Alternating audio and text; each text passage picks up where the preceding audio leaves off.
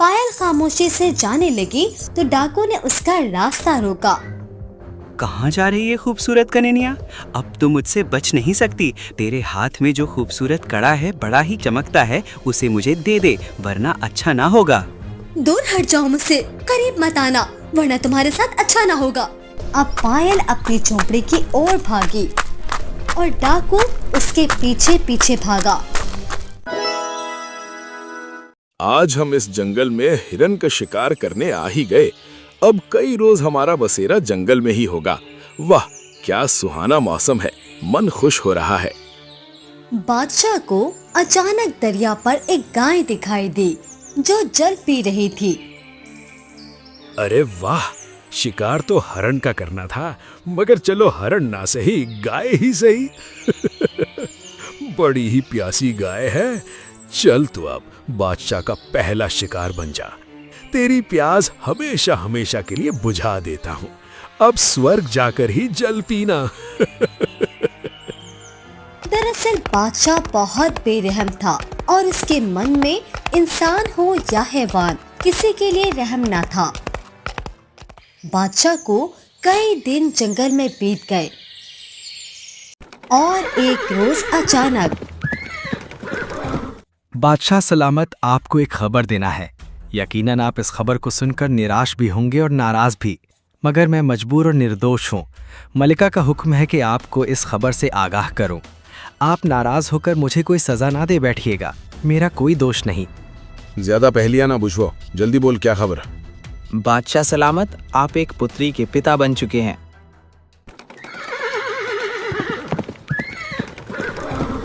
अरे ये हम क्या सुन रहे हैं? आपने पुत्र की जगह पुत्री को जन्म दे दिया मलिकाए आलिया। मत भूलें, हमें सिवाय पुत्र के कोई औलाद नहीं चाहिए। पुत्रियां हमें सख्त नापसंद हैं। पुत्र नस्ल चलाता है। मेरी सारी जायदाद का वाली वारिस मेरा पुत्र ही होगा। कान खोल के सुन लें कि मैं बादशाह करमदास पुत्री को सिर्फ और सिर्फ एक संकट समझता हूँ और कुछ नहीं। ऐसा ना कहिए बादशाह सलामत, रब को बुरा लगता है। बादशाह ने कभी अपनी पुत्री की शक्ल ना देखी और उसका कमरा भी महल में दूर बनवाया। पुत्री की परवरिश सिर्फ उसकी माँ करती और उसकी तरबियत की जिम्मेदार भी सिर्फ पुत्री की माँ ही थी। मुझे माफ करना पुत्री कि तेरे पिताजी तुझसे बिल्कुल प्रेम नहीं करते और तेरी ओर देखना भी उनको गवारा नहीं। बस आज से तेरी माता भी मैं ही हूँ और तेरे पिताजी बनकर भी मैं ही तुझे पालूंगी।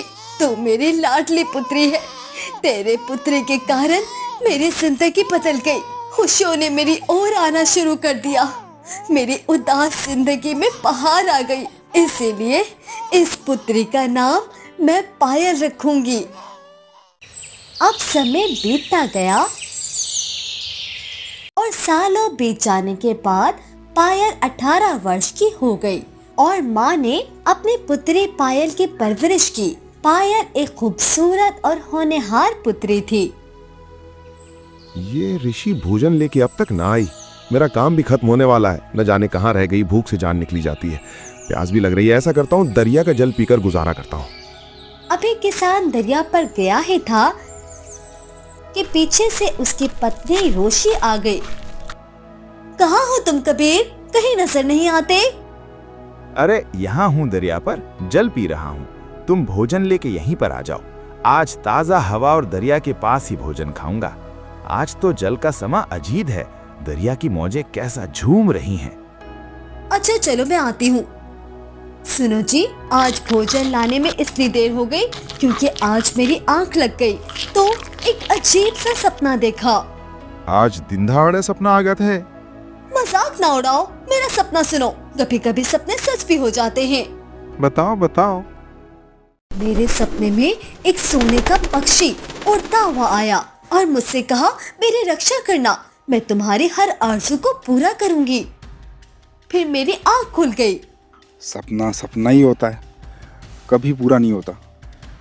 जैसे मेरा पिता बनने का सपना आज तक पूरा ना हुआ। काश कोई मुझे भी पिताजी कहकर पुकारता, मगर ऊपर वाले तेरी शान, जैसी तेरी मर्जी। और मुझे कोई माँ कहकर बुलाता, फिर मैं दौड़ती दौड़ती उसके पीछे चली जाती, उससे खेलती, बातें करती। मेरे माता पिता बनने की इच्छा ना जाने कब पूरी होगी। हमारे तो माता पिता बनने की उम्र भी गुजर रही है। अभी किसान और उसकी पत्नी ये दुख भरी बातें कर ही रहे थे कि उन दोनों के कानों में किसी लड़के के रोने की आवाज आई। मुझे किसी लड़की का रोना सुनाई देता है, लगता है कोई रो रहा है। पिता बनने की आरज़ू में अब तुमको आवाजें भी आने लगी, मुझे तो कोई आवाज नहीं आ रही। तुझे तो बस माँ बने के सपने आते हैं, मगर मुझे सच में दरिया की दिशा से आवाज आ रही है। मुझे लगता है किसी लड़की पर कोई संकट आ गई है, मुझे उसकी दुर्घटना को दूर करना होगा। तुमने तुमने सच कहा था कबीर, यहाँ तो एक सुंदरता की देवी बेटी रो रही है। जल्दी चलो इसके पास, इसके रोने का कारण पूछे। इसे देखकर तरस आता है, इसके रोने की आवाज में बड़ा दर्द छुपा है। किसान दरिया की ओर बढ़ा तो उसने दरिया के किनारे एक लड़की को रोते देखा। किसान और उसकी पत्नी लड़के के करीब गए, उसके सर पर प्यार से हाथ फेरा। पुत्री, तू कौन है? बोल, तेरे माता पिता कहाँ हैं? अब किसान के सवाल पर पायल सर उठाती है तो रोशी और किसान को पायल के रूप में एक परी जैसी खूबसूरत लड़की नजर आती है। और पायल किसान और रोशी से कहती है, मैं एक राजकुमारी हूँ और मेरे पिता बादशाह सलामत है। वो कभी ये नहीं चाहते थे कि उनके आंगन में पुत्री का जन्म हो, मगर कुदरत की मर्जी के ऊपर वाले ने मुझे बादशाह की पुत्री बनाकर धरती पर भेजा। मेरे पिता ने नफरत के कारण मेरी शक्ल कभी ना देखी। मेरी माँ मलिका थी, उसी ने मुझे बड़े प्यार से पाला पोसा, मेरी परवरिश की। मगर अब जब मेरी माँ की मृत्यु हो गई तो पिताजी ने मुझे महल से निकाल दिया। अब मैं कहाँ जाऊँ, किसके पास रहूं? अब बादशाह की पुत्री एक नेक दिल बेऔलाद जोड़े को मिली जिसने उस पुत्री की कदर की। अरे ये कैसी बात कही तूने? तू तो आज से मेरी पुत्री है, पुत्री, लावारिस नहीं तू। इतनी सुंदर, बिल्कुल परी जैसी पुत्री, क्या बात है! ये तो एक सुंदरता की नूरत है। इस पुत्री को आज से मैं अपनी पुत्री कहूंगा। इसका पिता मैं हूँ और मैं सबको खुशी खुशी बताऊंगा कि ये पुत्री ऊपर वाले ने हमें दरिया पर से दी है। वो आज से ये मेरी सगी औलाद है। अजी खामोश रहो, किसी से ना कहना कि ये पुत्री हमें दरिया से मिली। समझो ऊपर वाले ने हमारी प्रार्थना सुन ली और मेरा सपना सच हुआ। बस आज से ये हमारी पुत्री है और ये दरिया मेरे लिए पवित्र साबित हुआ जिसने मुझे और तुम्हें माता पिता बनने की खुशी दी। अब हम इस पुत्री को प्यार देंगे, इसकी सेवा करेंगे। किसान और उसकी पत्नी पायल को घर ले जाते हैं तो किसान की नजर पायल के हाथ में पड़े सोने के कड़े पर पड़ती है। ये सोने का कड़ा इस पत्री के हाथ में क्या कर रहा है? क्या तूने इसे बनाया है? क्या पिता बनकर तुम अक्ल खो बैठे हो? हम गरीब लोग हैं, मेरे पास इतना कीमती सोने का कड़ा कहाँ से आएगा?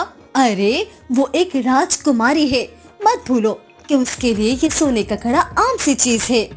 बहुत ही खूबसूरत कड़ा है। लालच ना करो कबीर, ऊपर वाले का धन्यवाद करो, धन्यवाद। मेरे मन में लालच है ही नहीं, मुझे पायल से प्रेम है। समय बीतता जाता है और एक रोज पायल गांव की सैर कर रही होती है कि पायल की नजर उसके पिता कबीर पर पड़ती है जो अपने मित्र मोहन के साथ खेतों में बीज बो रहा होता है। अरे गर्मी से जान निकली जाती है मित्र, अभी तो बहुत से बीज बोने हैं, कैसे बो सकूंगा? एक कदम बढ़ाना भी मुश्किल है। पिताजी आप बैठे, मैं अभी अभी बस कुछ ही समय में ये सारे बीज बो देती हूँ। अरे बिटिया क्या बात करती हो, सारा गांव मिलकर भी ये बीज नहीं बो सकता। इस काम में कई दिन लग जाएंगे। तुम भला कैसे ये काम कर सकोगी, वो भी तनो तना? बिटिया मोहन ठीक कहता है, जिद ना करो। पिताजी आप निश्चिंत हो जाएं, मैं कर लूंगी। आप मुझ पर विश्वास करें, मैं आपको निराश नहीं करूंगी। अब देखते ही देखते 100 लोगों का काम कबीर की इकलौती पुत्री पायल ने कर लिया और सारे बीजों को घंटे भर में खेतों में बो दिया। वाह वाह बिटिया, तुमने जो कहा था सच कर दिखाया।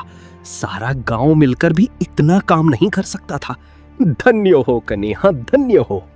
लाजवाब, बहुत खूब। पायल मेरी सुंदर बिटिया रानी, क्या चमत्कारी और करिश्माती काम कर डाला मित्र। तुम मानो ना मानो, मेरी पुत्री बहुत ही भाग्य वाली और शक्तिशाली है। तो कुछ गंदुम किसान का मित्र मोहन किसान के घर ले आया। कबीर, देखो तो जरा क्या ताजा और अच्छी फसल पकी है। जवाब ही नहीं इन गंदुम के दानों का, कितने सुनहरे हैं। अब मोहन के मन में लालच आ गया और उसने सोचा कि क्यों ना किसान की पुत्री से कुछ अपने मतलब का भी काम निकलवा लिया जाए। फिर एक रोज, अरे पायल पत्री, जरा मेरे पास आ तो। ऐसा करके मेरे पास एक छोटा सा चावल का खेत है जो मेरे पिताजी ने मुझे दिया था, मगर वो जमीन बंजर हो गई है। जरा तू ये कुछ दाने जमीन में अपने हाथों से बो दे, शायद मेरी जमीन दोबारा अनाज उगल दे और इस बेजान धरती में दोबारा जाना जाए। लाए मोहन काका, बस इतनी सी बात, मैं आपका काम कर देती हूँ और आपकी समस्या का हल हो जाएगा। मैं आपसे वादा करती हूँ कि आपकी जमीन दोबारा अनाज देना शुरू कर देगी। ये कहकर पायल ने मोहन के हाथों से चावल के बीज लेकर खेत में बो दिए और अगले ही रोज बरसों पुरानी बेजान जमीन में से चावल की फसल फूटना शुरू हो गई। ये मंजर देखकर गांव के सदस्या को लगा कि पायल में कुछ ना कुछ खास बात है। अरे, इस किसान की पत्री में जरूर कोई खास रहस्य छिपा है, जभी तो मोहन की बरसों पुरानी बेजान में जमीन दोबारा जान आ गई और अब मोहन दोबारा अमीर हो जाएगा। पायल खड़ी सबकी बातें सुन रही थी, क्योंकि उसे तो खुद ही नहीं मालूम था कि वो करिश्माती कारनामे आखिर कैसे कर पाती है। लोगों की ये बातें सुनकर पायल रोती रोती दरिया के पास जा बैठी और खुद से रोते रोते बोली, सब ठीक ही तो कहते हैं। मैं इतनी शक्तिशाली हूँ तो आज तक मैं पिताजी को अमीर क्यों ना बना सकी। मेरे अंदर कोई शक्ति नहीं, वरना सबसे पहले अपने माता पिता की गुर्बत का पालन करती। अचानक दरिया से तेज मौजें उठी और आवाज आई, पायल, पायल, इधर देखो मेरी ओर, उदास नहीं होते। कौन है? कहाँ से आवाज आई? आप कौन है? और मुझे नजर क्यों नहीं आती? तुम मुझे एक खास समय पर देख पाओगी, मगर अभी सिर्फ मेरी आवाज सुनो। मैं तुम्हारे मित्र हूँ, निराश नहीं होते। तुम चाहती हो ना कि तुम्हारे पिताजी अमीर हो जाएं, तो सुनो, यहाँ दरिया से थोड़ा सा जल उठाकर अपने पिता के खेतों में डाल देना। वो खेत तेजी से फसल उगाएंगे और खूब पैसे कमाना। यूँ तुम्हारे पिताजी एक गरीब किसान से एक अमीर जमींदार बन जाएंगे, मगर ये रहस्य की बात किसी को ना बताना। पायल ने आवाज से कहा, सच? अगर ऐसा हो गया तो मैं तुम्हारी सच्ची मित्र बन जाऊंगी। ये कहकर पायल ने दरिया से जल उठाया और उसे अपने पिता के खेतों में डाल दिया। जिस समय पायल ऐसा कर रही थी तो उसके पिता खेतों में ही मौजूद थे। पायल के खेतों में जल छिड़कते ही अगले रोज सारा खेत हरा भरा होकर लहलहा उठा और किसान बहुत खुश हुआ। मेरी पुत्री, तू वाकई बड़ी शोभ और खास है। बता, तुझे ये जादू किसने सिखाया? तू बड़ी शक्तिशाली निकली। पिताजी, मैं ये रहस्य आपको अच्छे समय पर बताऊंगी। अभी आप शहर जाकर इस अनाज को बेच दें, ताकि इससे जो पैसे मिले तो आप इसका कारोबार करके अमीर हो सकें। अब रोजाना दरिया का जल पायल खेतों में छिड़कती और फसल जल्दी पककर तैयार हो जाती। किसान अनाज को शहर बेच आता और वो दिन दुगनी रात चुगनी तरक्की करता। किसान इतना अमीर हो गया कि अब उसने बड़ी सी हवेली बना ली और गांव में कई फैक्ट्रियां बनाकर गरीबों को रोजगार दिया। लो जी लो, अब तो हमारी बात पर विश्वास हुआ कि ये पायल अपने अंदर कोई जादुई शक्ति रखती है। देख लो, चंद महीनों पहले जो किसान गरीब था, अब वो गांव के मुखिया, जमींदार और ठाकुर की बराबरी कर बैठा। जब पायल चमत्कारी काम कर रही थी तो उसकी उम्र 18 वर्ष थी। अब गांव के जमींदार ने चाहा कि वो पायल को अगवा कर ले ताकि पहले से भी ज्यादा अमीर हो जाए। आज ये सोने की चिड़िया हमारी हो जाएगी। उस किसान की इतनी औकात के मुझसे ज्यादा अमीर हो जाए, ऐसा तो मैं होने नहीं दूंगा। मेरे नौकरों, जाओ और जाकर पायल को अगवा करके काल कोठड़ी में कैद कर दो। अब जमींदार के 2 नौकर रात के अंधेरे में किसान की हवेली में गए और पायल को अगवा करने की कोशिश करने लगे। छोड़ो मुझे, छोड़ो मुझे, कौन है तुम लोग? मैंने आखिर तुम्हारा क्या बिगाड़ा है? क्यों मेरी हवेली में आकर घुस गए? हम तुझे अगवा करने आए हैं। खामोश हो जा लड़की और हमारे साथ चल, वरना तेरी मौत हमारे हाथों लिखी है।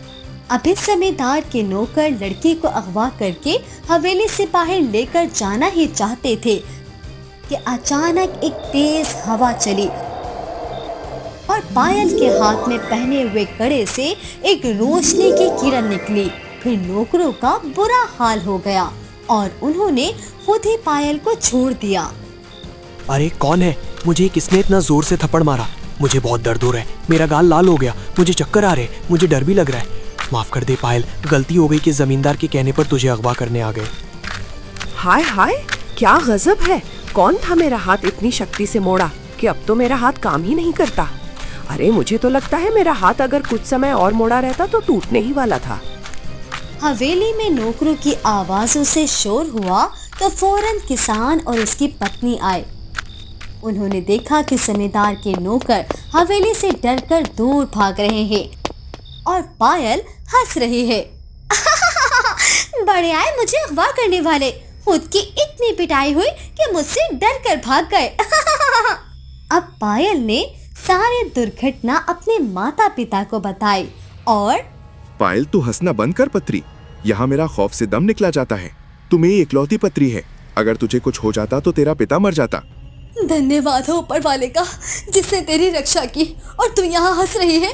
अरे मेरे मन से पूछ, तुझे आज भी आती तो तेरी माँ का अंतिम संस्कार हो जाता।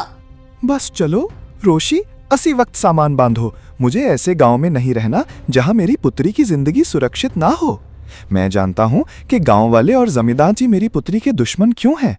लोग कहते हैं कि पायल में कुछ खास रहस्य छिपा है, जभी तो मुझ जैसा गरीब किसान अमीर हो गया। और पायल, खबरदार जो तूने किसी को भी अपना करिश्माती काम दिखाया, इसी कारण सब तेरे दुश्मन बन गए।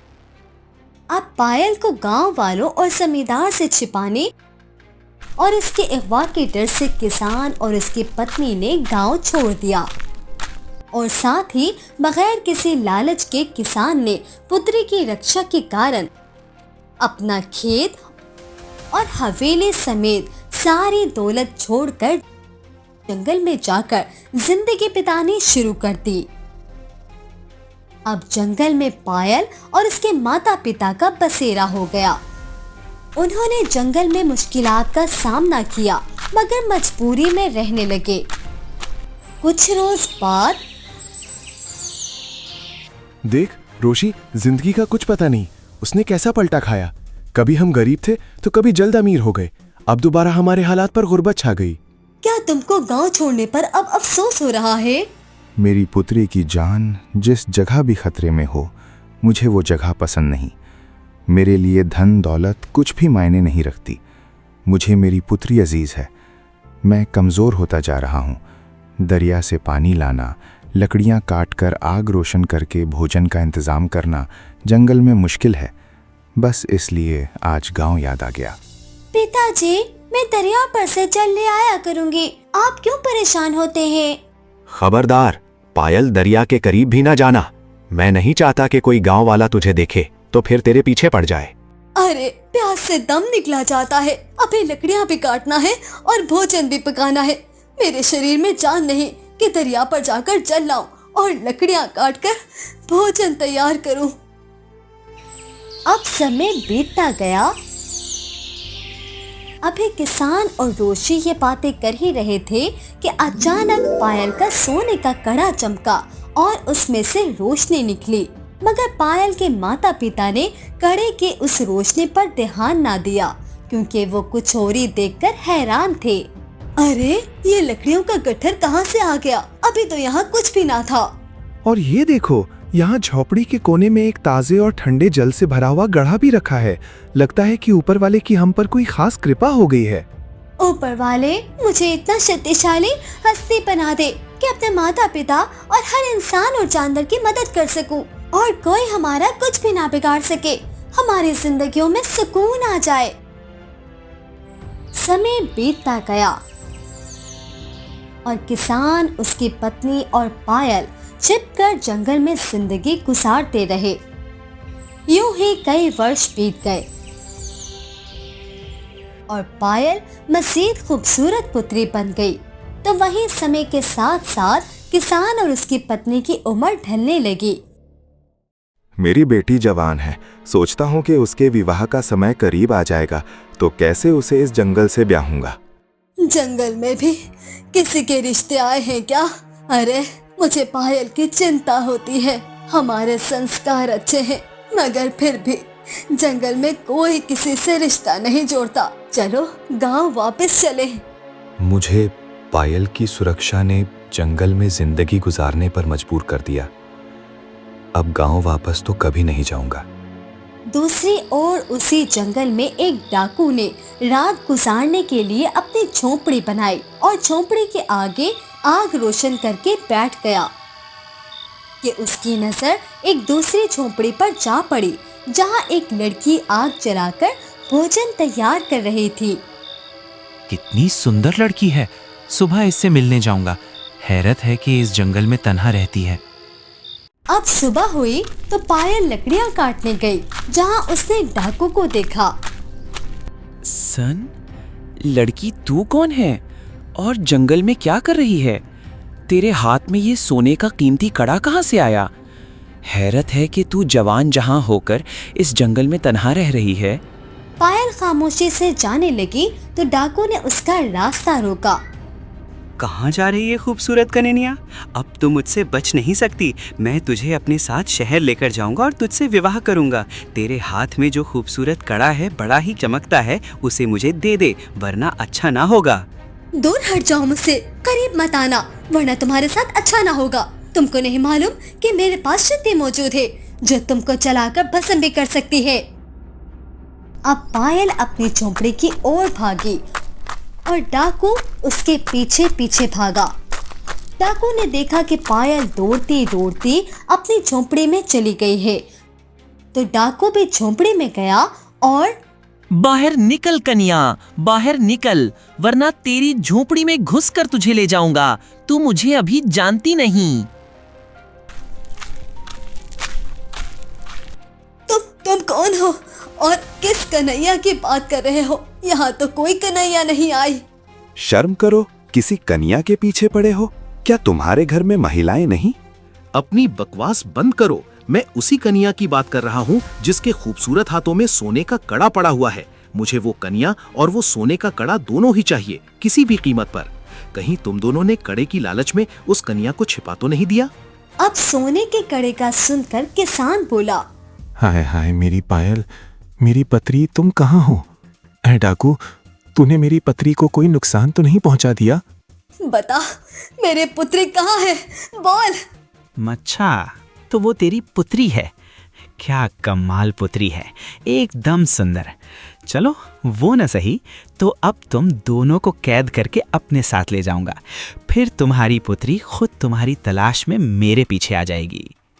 अब डाकू ने बदमाशी दिखाकर किसान और उसकी पत्नी रोशी को अगवा कर लिया और अपने साथ ले गया।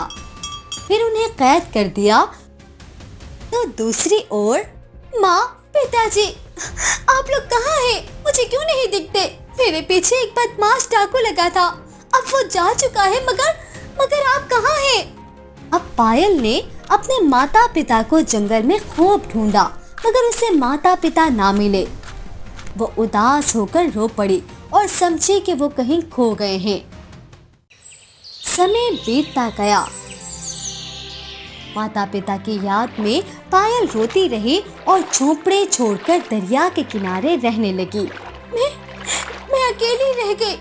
माता पिताजी, ना जाने आप दोनों कहाँ हैं? क्या मैं आपको याद नहीं आती? मैं कैसी पुत्री हूँ जो अपने माता पिता को संकट से ना बचा सकी। पायल अभी खुद से ये बातें कर ही रही होती है कि उसे एक खूबसूरत गाय नजर आती है जो बार बार दरिया के जल को देख रही थी। ऐ खूबसूरत गाय, क्या तुझे प्यास लगी है? आजा, मैं तुझे जल पिला देती हूँ। अब गाय पायल के करीब आई और पायल ने उसकी मदद की, उसे जल पिलाया। अरे तू तो बड़ी प्यासी थी। मुझे देख, मेरा इस दुनिया में कोई नहीं रहा। मैं अकेली हूँ और लगता है कि तू भी मेरी तरह अकेली ही है। चलो हम दोस्ती करके इस जंगल में एक दूसरे का सहारा बन जाएं। अब गाय और पायल की दोस्ती हो गई और दोनों एक दूसरे का सहारा बन गए। 18 वर्ष की उम्र में जवान पायल अपने अंदर एक ताकतवर शक्ति को महसूस करती थी। पायल को खुद भी लगता था कि सच में उसके अंदर कोई खास रहस्य छुपा है। अब समय बीतता गया। अरे अरे ओ बकरी, तुझे क्या हुआ? क्यों रोती है? किसी ने मारा है क्या? ओहो, तुम तो बहुत ज्यादा तकलीफ में लगती हो। ऐसा करती हूँ कि इस बकरी की मरहम पट्टी कर देती हूँ ताकि इसे आराम आ जाए और ये बेज़बान मेरे लिए प्रार्थना करे तो शायद मेरे माता पिता मुझे मिल जाएं। अब पायल ने गाय के बाद एक बकरी की मदद की और गाय के साथ बकरी को भी मित्र बना लिया। और कुछ समय बाद ही कोई है, मुझे बचाओ, मैं यहाँ अकेला फंस गया हूँ। और आवाज की ओर बढ़ी। कौन है आप और आपको इस जंगल में किसका डर है जो आप सुरक्षा की मदद मांग रहे हैं? राजकुमार पायल की सुंदरता को देखकर हैरान हो गया और पायल को देखते देखते जैसे सपनों में खो गया। मैं आपसे बात कर रही हूँ, क्यों जोर जोर से रक्षा के लिए आवाज दे रहे थे? मैं एक राजकुमार हूँ। मैं जंगल इसलिए आया था ताकि जानवरों का शिकार कर सकूं, मगर यहाँ तो आकर संकट में फंस गया। एक शेर मेरे पीछे पड़ गया है। क्या करूं? आपसे विनती है कि आप मुझे बचा लें और आप मुझे बचा लीजिए। अचानक राजकुमार की नजर बकरी पर पड़ी। अरे ये बकरी यहाँ क्या कर रही है? मैंने इसका शिकार किया था और सोचा था कि ये तो अब तक मर गई होगी, मगर वाह रे तेरी किस्मत, तू अभी तक जिंदा है। ओहो, तुम लोगों को शर्म नहीं आती है? बेज़बान जानवर का शिकार करते हो। हाँ, ये जिंदा है क्योंकि मैंने इसकी सुरक्षा की, इसको जल पिलाया, इसकी मरहम पट्टी की और इसे सुकून दिया। तुमको तो चाहिए कि इस बकरी से माफी मांगो। अब मैं इस बेजुबान बकरी से माफी मांगकर क्या करूंगा? वैसे तुम मुझे एक रहमदिल लड़की दिखाई देती हो। तुम कहाँ रहती हो? क्या इसी जंगल में तुम्हारा बसेरा है? मैं तुमको कुछ नहीं बता सकती। तुम ये बताओ कि तुम कौन हो। चलो आओ, अब तुम मेरे मेहमान बन ही गए हो तो मैं तुम्हें भोजन खिलाऊं और जल पिलाऊं। हाँ, तुमने सही समझा। मैं एक रहमदिल लड़की हूँ। इंसान और हैवान दोनों ही की मदद करती हूँ। चलो, अब हैवान की मदद करने के बाद एक इंसान मेरी मदद का तलबगार है तो मैं तुम्हारी भी मदद कर दूंगी। तुम यहाँ शेर से बचकर पनाह ले सकते हो। मुझे तुम्हें देखकर विश्वास नहीं होता कि इस घने जंगल में इतनी खूबसूरत और रहमदिल लड़की भी हो सकती है। वैसे एक सवाल करूं, तुम्हारे माता पिता कहाँ हैं? राजकुमार के सवाल पर पायल रोने लगी और उसने अपने माता पिता के साथ होने वाली सारी दुर्घटना राजकुमार को बताई। राजकुमार दुर्घटना सुनकर बहुत उदास हुआ कि इतने में शेर अचानक जंगल में दोबारा आ गया और राजकुमार को देखकर गुर्राने लगा। और अब राजकुमार के साथ साथ पायल, गाय और बकरे की जान भी खतरे में पड़ गई। कोई बचाओ, मदद करो, कोई बचाओ हमें। अब मेरे साथ साथ तुम्हारी हत्या भी हो जाएगी। माफ करना, तुम्हें भी खतरे में डाल दिया। आंखें बंद करो, शेर हमारे करीब आ रहा है। हमारी रक्षा मुश्किल है, कोई मददगार नहीं। अब शेर करीब आ रहा था कि अचानक सारे जंगल में रोशनी फैल गई और गाय एक खूबसूरत परी के रूप में बदल गई। परी को देखकर राजकुमार और पायल हैरान रह गए। पायल डरकर सवाल करने लगी, आप कौन हैं? घबराओ मत, मैं परी हूँ और जो दरिया से तुमसे बातें करती थी, वो आवाज जो तुमको सुनाई दी थी, वो मेरी ही तो थी। तुम्हारी मदद को आई हूँ मैं। फिर जादू से शेर को पत्थर का बना दिया परी ने। अरे पायल, तुमने मेरी मदद की, मुझे जल पिलाया, अपने साथ रखा, तो मैंने भी संकट के समय तुम्हारी मदद की। और सुनो, मैंने तो तुम्हारे बचपन से ही तुम्हारी मलिका माँ से वादा किया हुआ था कि हर मोड़ पर तुम्हारी रक्षा और मदद करूंगी। मगर वो कैसे? ये सोने का कड़ा जादुई है जो तुम्हें दरिया के पास से मिला और तुमने पहना।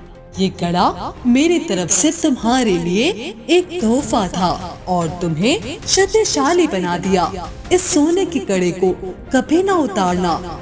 ये दरिया और मेरी तरफ से तुम्हारे लिए एक निशानी है। परी ने 18 वर्ष पहले की सारी दास्तान पायल को सुनाई। तुम्हारे पिताजी एक बेरहम बादशाह थे और जब मैं गाय के रूप में प्यासी थी तो दरिया पर जाकर जल पी रही थी। उसी समय उन्होंने मुझे मार दिया और मैं प्यासी इस दुनिया से जल बसी और मेरी आत्मा हमेशा हमेशा के लिए इस दरिया में बस गई। प्रिय, अब मेरी भी एक समस्या का पालन कर दो। मुझे पायल बहुत पसंद है और मैं उससे विवाह करना चाहता हूँ, मगर समस्या ये है कि मेरे माता पिता जब तक पायल के माता पिता से नहीं मिलेंगे तो वो हमारे विवाह पर राजी नहीं होंगे। बस इतने से इच्छा, ये लो, मैं अभी डाकू की कैद से पायल के माता पिता को रिहा करा देती हूँ। परी ने मंत्र पढ़ा और जादू से पायल के माता पिता यानी कि किसान और रोशी कैद से रिहा होकर जंगल में आ गए। पायल अपने माता पिता से मिलकर बहुत रोई और माता पिता ने उसको बहुत प्यार किया। मेरी समस्या का पालन हो गया है। मैं परेशान था कि मेरी बेटी पायल के लिए इस जंगल में कौन रिश्ता लेकर आएगा, मगर परी, तुम्हारे कारण अब मेरी पुत्री का विवाह एक राजकुमार से हो जाएगा। नहीं किसान, मेरे कारण कुछ भी नहीं हुआ। ये तो तुम्हारी अच्छाई और नेकी थी जो तुम्हारे आगे आ गई। पायल एक रहम करने वाली लड़की थी जिसने हमेशा दूसरों की मदद की। मगर मैं खुश हूँ कि मैं बे औलाद था और मुझे पायल जैसी पुत्री मिली जिसने मुझे पिता कहा और मुझे माँ कहकर बुलाया। मेरी माँ बनने की इच्छा को पूरा किया। मेरे कान तरस गए थे कि कोई मुझे माँ कहे। तुम दोनों ने औलाद जैसी नेमत की कदर की। पायल को अपने सगी औलाद से बढ़कर प्यार दिया और कभी फर्क नहीं किया। एक बात हमेशा याद रखना, जो इंसान अच्छा होता है तो नेकी और अच्छाई उसका साथ कभी नहीं छोड़ती। सब ने परी का धन्यवाद किया और परी दोबारा दरिया में जाकर गायब हो गई। जल्द ही राजकुमार और पायल का विवाह हो गया और किसान अपनी खूबसूरत और भाग्यशाली पुत्री का हाथ राजकुमार जैसे सुरक्षित हाथों में देकर बहुत खुश हुआ।